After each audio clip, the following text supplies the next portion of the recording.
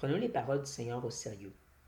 Quand il a dit, si ton frère ou ta sœur a péché, reprends-le, avec l'idée qu'on veut qu'ils viennent à la repentance. C'est ça le but de Matthieu 18, c'est d'amener des gens de se détourner de leur péché.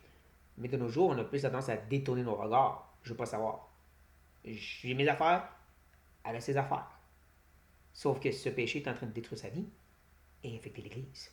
Donc, il faut réaliser et agir. Maintenant, j'ai entendu beaucoup d'histoires de discipline dans l'Église qui tournaient autour du péché sexuel, surtout. L'adultère, choses comme ça. Rarement, ou jamais, j'ai entendu parler de, à cause de médisance. La personne est tellement négative, frustrée, colérique, parle tout genre en mal des autres, et donc on a dû la mettre sous discipline. On ne fait pas. Pourtant, c'est un péché qui détruit la vie de l'autre personne et qui infecte l'Église. Nous, on a tendance à se concentrer sur certains gros péchés et on oublie que c'est tout péché qui est destructeur.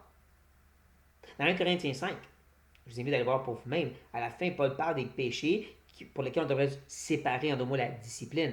Et il inclut des choses comme la cupidité. Quelqu'un qui est trop attaché à l'argent. Voyons, on ne regarde pas ça dans l'Église. Paul dit on devrait. Mais ça, on l'a fait avec humilité. Hein? Jésus l'a dit, on a aussi un bout de bois, une poutre dans nos yeux. On reconnaît qu'on est aussi pécheur, mais ce péché, dans la vie de la personne, est en train de la détruire. Elle persiste, elle n'arrête pas et elle attaque le reste de l'Église aussi. Donc, il faut agir pour leur bien et le bien de l'Église de Jésus-Christ. Il faut être prêt à reconnaître et donc avertir ces personnes. Encore, le but, c'est pas de chercher les fautes, mais c'est vraiment de pouvoir voir ce péché et par amour les exhorter.